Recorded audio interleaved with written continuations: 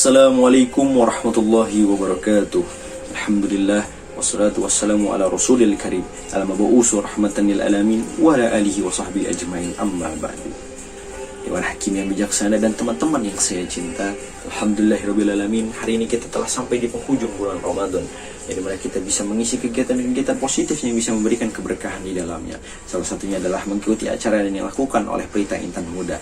Mereka mengajak para muda-mudi Indonesia untuk mensyiarkan agama Islam dan menuangkan kreativitas mereka, sehingga insya Allah kita mendapatkan keberkahan di dalamnya dan mendapatkan ridho dari Allah Subhanahu wa Ta'ala. Hari ini saya akan bawakan tema yang berjudulkan Islam Rahmatan lil Alamin. Mengapa saya membawakan tema ini? Tidak lain dan tidak bukan karena saya sebagai mahasiswa muslim merasa sedih dan sakit hati mendengar berita yang amat busuk yang keluar dari musuh-musuh Islam, bahwa agama Islam adalah agama teroris. Ini adalah kebohongan besar yang terus dikobarkan dan dipropagandakan agar di seluruh penjuru dunia para penduduk yang menjadi sinis, takut, dan fobia terhadap agama Islam. Padahal faktanya adalah berlawanan 180 derajat. Mereka yang menyuarakan anti teroris adalah biangnya teroris. Mereka membantai para mujahidin, mereka membunuh anak-anak, dan bahkan mereka membunuh wanita hamil beserta dengan bayinya, dan bahkan memperkosa wanita kaum muslimin dengan sangat menjijikan dan membunuhnya dengan sadis. Astagfirullahaladzim, astagfirullahaladzim. Allah Subhanahu wa Ta'ala berfirman di dalam Al-Quran surat Al-Anbiya ayat 107, "Wa ma arsalnaka illa rahmatan lil alamin." Dan tidaklah kami mengutusmu wahai Nabi Muhammad melainkan menjadi rahmat yang menyeluruh bagi alam semesta. Menurut tafsir Al-Marahi yang disusun oleh Ahmad Mustafa Al-Marahi, rahmat artinya kebaikan atau kenikmatan. Lafaz al-alamin merupakan jamak dari kata alam, yang berarti semua jenis dari jenis-jenis makhluk, termasuk alam hewan, alam tumbuhan, jin, dan manusia. Dari keterangan tersebut bersimpulkan bahwasanya Allah Subhanahu wa Ta'ala menurunkan agama Islam kepada para manusia sebagai wujud rasa kasih sayangnya, sekaligus mengutus manusia yang paling mulia sebagai prototipe dan uswatun hasanah bagi manusia yang mendapatkan kebahagiaannya di dunia dan di akhirat. Hadirin ikhwan fillah, ada beberapa bukti yang menyatakan bahwasanya agama Islam adalah agama rahmatan lil alamin.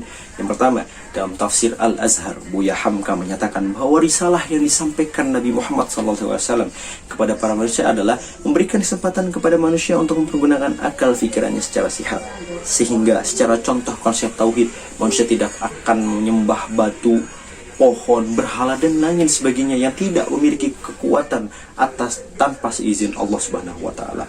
Maka sudah kewajiban kita secara akliyah untuk meyakini, untuk percaya bahwasanya kita hanya menyembah dan memohon pertolongan kepada Sang Pencipta, yaitu Allah Subhanahu wa Ta'ala yang telah menciptakan alam semesta beserta seisinya.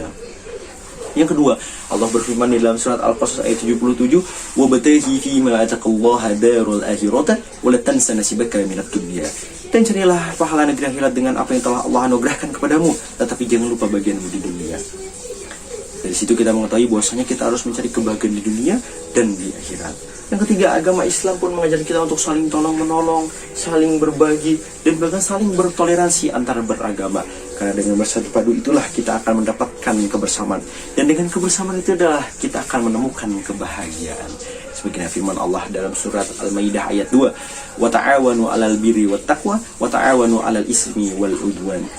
Dan saling tolong menolonglah kamu di dalam kebaikan dan takwa, dan jangan kamu saling tolong menolong di dalam perbuatan dosa dan kemaksiatan. Yang terakhir, yang keempat, Islam sangat menghargai nyawa dan jiwa manusia. Maka bahkan di peperangan sekalipun kita dilarang untuk merusak tempat ibadah agama orang lain, menyakiti tumbuhan, membunuh orang tua renta. Bahkan kita harus memperlakukan tawanan perang dengan sebaik-baiknya. Karena kita berperang bukan untuk menghancurkan, bukan untuk membunuh. Karena kita berperang untuk menegakkan hak-hak orang yang terzalimi dan menegakkan kalimat tauhid, La ilaha illallah Muhammadur Rasulullah sallallahu alaihi wasallam. Sehingga dengan kita menerapkan Islam yang rahmatan lil alamin, tidak akan lagi ditemukan yang kuat menghancurkan yang lemah, yang berkuasa menindas bawahannya, majikan menginjak-manjak pembantunya. Maka kita semua akan berada dalam negeri yang baldatun thayyibatun warubun ghafur, dalam naungan ridha dan rahmat Allah Subhanahu wa Ta'ala. Dan pada intinya kita semua adalah khalifah firat, pemimpin di muka bumi ini yang baik, yang dimana kita sebagai pemimpin harus menerapkan Islam yang rahmatin lil alamin, menebarkan kasih sayang, mencontohkan ajaran yang baik, sehingga orang-orang selain dari agama Islam bisa melihat bahwasanya agama Islam adalah agama yang indah, sehingga mereka tergerak hatinya untuk bisa mengikuti kita dan menjadi seorang mu'alaf, mau mempelajari ajaran agama Islam. Semoga kita bisa bertemu kembali di lain waktu, dan juga semoga apa yang saya sampaikan menjadi berkah. Apabila terdapat salah kata, itu datangnya dari saya, yang hanya miliknya Allah Subhanahu wa taala. Sampai nanti lagi. Terima kasih atas waktunya. Wabillahi taufiq wal hidayah. Wassalamualaikum warahmatullahi wabarakatuh.